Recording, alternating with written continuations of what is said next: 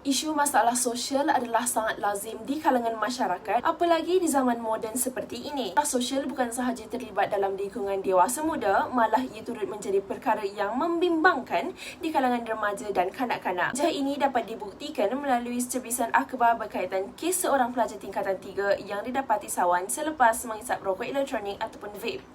Masalah sosial yang disetarakan termasuklah buli, penyalahgunaan dadah, ponteng sekolah dan banyak lagi. Ramai sebenarnya yang mempersoalkan dari manakah sebenarnya titik permulaan bagi kewujudan masalah ini. Kemungkinan besar dari kurangnya perhatian dan kasih sayang dari ibu bapa mahupun keluarga, mahupun mudah terpengaruh daripada rakan sebaya. Apakah sebenarnya punca dari masalah ini dan apakah sebenarnya yang dimaksudkan dengan masalah sosial dari segi bahasa atau umumnya dan dari segi sosiologinya?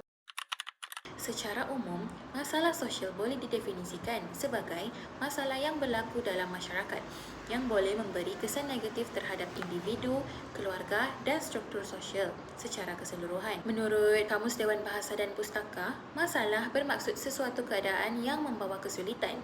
Dari perspektif sosiologi, masalah sosial adalah tingkah laku atau aktiviti yang menyimpang daripada norma dan nilai masyarakat yang boleh mengancam kesejahteraan sosial. Kewujudan masalah sosial secara umumnya menjadi indikator bahawa wujud ketidakseimbangan dan kegagalan fungsi dalam sistem sosial. Pergaulan bebas dilihat sebagai satu isu sosial yang serius dalam masyarakat. Fenomena ini merangkumi hubungan tim luar nikah, aktiviti seksual tanpa perlindungan, dan amalan komunikasi seksual yang lebih dikenali sebagai sexting. Ini merangkumi masyarakat di seluruh dunia yang semakin dipengaruhi oleh teknologi berasaskan internet. Penggunaan platform secara berlebihan seperti TikTok, Instagram, Facebook dan juga permainan dalam talian telah membawa kepada ketagihan skrin, gangguan tidur, penurunan prestasi akademik serta pengasingan sosial. Remaja yang terlibat dalam penggunaan bahan-bahan terlarang ini kebiasaannya berbuat demikian kerana ingin mencuba sesuatu yang baharu atau untuk melepaskan tekanan dan juga untuk menunjukkan kematangan yang palsu di hadapan rakan sebaya. Keluarga merupakan institusi sosial yang bertanggungjawab untuk membentuk sahsia, moral dan kestabilan individu. Peranan keluarga adalah untuk menyediakan sokongan emosi, pembelajaran sosial dan pemantauan tingkah laku yang kesemuanya memainkan peranan kritikal dalam menentukan sama ada seseorang itu berada dalam lingkungan sosial yang positif atau sebaliknya. Walaupun institusi pendidikan berperanan sebagai ejen sosialisasi kedua selepas keluarga, sistem pendidikan masa kini sering dikritik kerana terlalu berorientasikan akademik dan peperiksaan sehingga mengabaikan aspek pembinaan sahsiah, literasi emosional, kemahiran sosial dan pendidikan seksual. Apabila elemen-elemen tersebut tidak diberikan perhatian yang sewajarnya, remaja kekal dalam keadaan tidak berpengetahuan.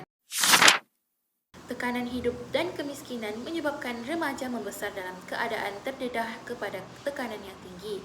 Keluarga yang berpendapatan rendah biasanya menghadapi kesukaran menyediakan keperluan asas, sokongan emosional dan pengawasan berterusan terhadap anak-anak akibat beban kerja yang berat atau ketidakstabilan pendapatan. Penyalahgunaan dadah dan membuli merupakan penghalang utama kepada pembangunan negara. Apabila kes seperti ini berleluasa, kerajaan terpaksa menambah peruntukan untuk program kesihatan dan kesedaran, menguatkuasakan undang-undang dengan lebih tegas dan menyediakan lebih banyak pusat pemulihan dan pusat pemulihan khusus. Dana negara yang sepatutnya digunakan untuk pendidikan, infrastruktur dan teknologi terpaksa dialihkan untuk menangani masalah sosial. Dalam jangka masa yang lama, jika terlalu ramai remaja yang terlibat dengan masalah sosial, negara kita akan kekurangan tenaga kerja yang produktif, pemimpin berwibawa dan amanah. Tergugatnya nilai perpaduan dan toleransi dalam komuniti dan mewujudkan ketidakseimbangan sosial dan penindasan terhadap golongan rentan apabila sesetengah kelompok terlibat dengan isu seperti pecah amanah, jenayah kekerasan dan peras ugut. Kelunturan nilai moral dan golakan antara kaum akan menjadikan interaksi sosial antara jiran semakin renggang, kerjasama dalam komuniti sukar untuk dipupuk dan kes-kes seperti penderaan, pengabaian anak dan keganasan rumah tangga sukar untuk dikesan dan diintervensi sebelum menjadi lebih serius. Individu dan remaja yang mudah terpengaruh merupakan golongan yang paling terdedah kepada kesan masalah sosial. Pendedahan kepada pembulian, pergaulan bebas dan penyalahgunaan barang terlarang boleh membawa kepada kecelaruan identiti, gangguan emosi dan mental dan pengabaian tanggungjawab sebagai seorang pelajar termasuk kemerosotan pencapaian akademik. Mereka yang berisiko tinggi akan mengalami tekanan jiwa, kemurungan serta cenderung untuk terlibat dalam perbuatan yang ada membahayakan diri sendiri atau orang lain. Dalam jangka masa yang panjang, individu ini jika gagal untuk keluar daripada kehidupan gaya hidup yang tidak sihat, mereka berpotensi menjadi beban kepada keluarga dan masyarakat dan mencacatkan kebolehpasaran diri sendiri di pasaran kerjaya pada masa akan datang. Kajian lapangan ini dijalankan bagi memahami isu masalah sosial dengan lebih mendalam, khususnya impak negatif masalah sosial terhadap pemikiran dan kehidupan sosial masyarakat Malaysia dan cara-cara untuk mengatasinya. Untuk tujuan tersebut, satu kajian soal selidik telah dijalankan menggunakan Google Form dan melibatkan pelajar Fakulti Pendidikan UiTM Puncak Alam sebagai responden. Sebanyak 58 responden yang terdiri daripada pelajar UiTM Puncak Alam, terutamanya pelajar daripada Fakulti Pendidikan, telah menjawab soalan-soal selidik yang dikemukakan.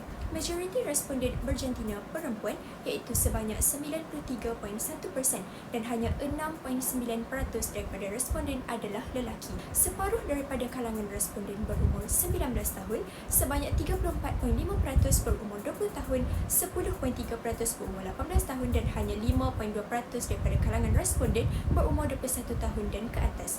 Responden daripada kursus pengajaran bahasa Inggeris sebagai bahasa kedua ED 241 mendominasi sebanyak 69% iaitu seramai 40 orang. Seramai 45 orang responden merupakan pelajar tahun pertama, 8 orang responden merupakan pelajar tahun kedua dan selebihnya merupakan pelajar tahun ketiga dan tahun keempat. Soal selidik ini dibahagikan kepada 4 bahagian, iaitu bahagian A, bahagian B, bahagian C dan bahagian D. Fokus utama kajian lapangan ini adalah pada bahagian C dan D, iaitu impak negatif masalah sosial terhadap pemikiran dan kehidupan sosial masyarakat Malaysia dan cara-cara untuk mengatasinya. Kebanyakan responden juga mengakui bahawa masalah sosial banyak berlaku dalam kalangan remaja.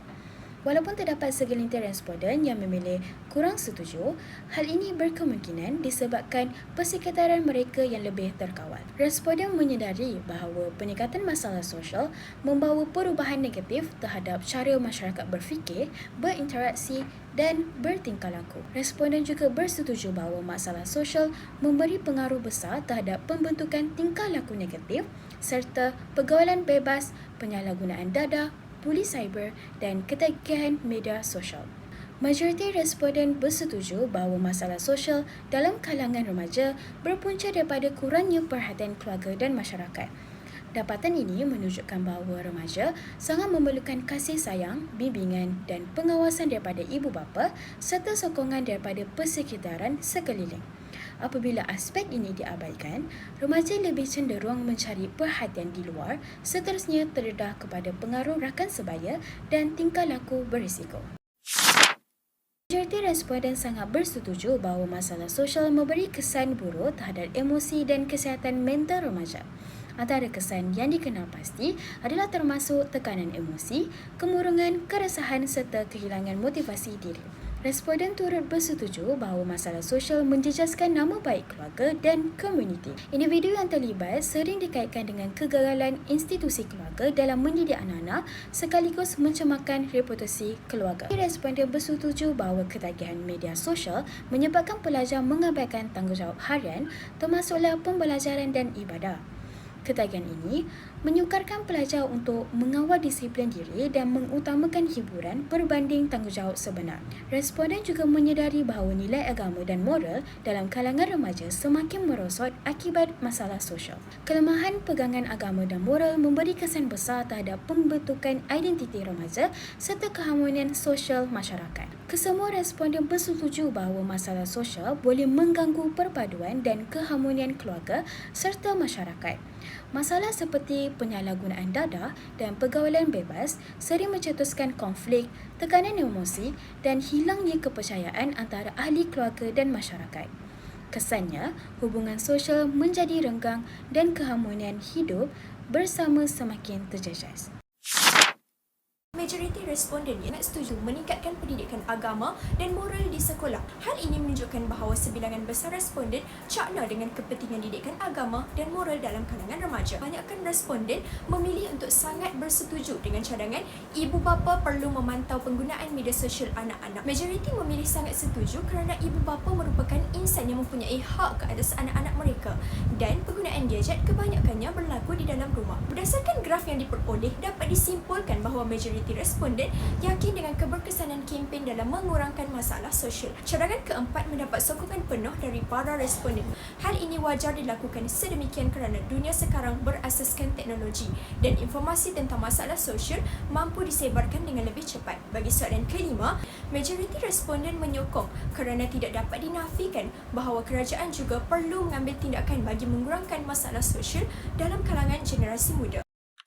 Berdasarkan kajian dan soal sidik yang telah kami jalankan, kami berjaya simpulkan bahawa isu masalah sosial ini muncul dari pelbagai faktor seperti yang disebutkan termasuklah keluarga, pendidikan serta ekonomi. Faktor-faktor ini tanpa disedari menyumbang kepada jumlah kes masalah sosial yang semakin meningkat dini hari. Kesan daripada itu juga ia mencemarkan imej negara, masyarakat dan individu tersebut. Kegiatan ini adalah kegiatan yang amat memalukan dan dapat menjatuhkan air muka sejurus merosakkan akidah seseorang itu. Ternyata daripada soal sidik tersebut, ramai responden yang bersetuju dan bersependapat akan masalah sosial yang berlaku di negara kita. Bukan itu sahaja, berdasarkan soal sidik itu juga dapatlah dibuktikan bahawa masih wujud rasa bimbang dalam diri setiap orang akan kegiatan masalah sosial ini. Orang ramai masih cakna akan perbuatan tidak bermoral ini dan boleh dikatakan bahawa mereka masih berjuang untuk menyuarakan perkara ini ke khalayak ramai atas tujuan memberi nasihat. Semoga usaha ini kekal sehingga jumlah masalah sosial di negara kita dapat dibasmi.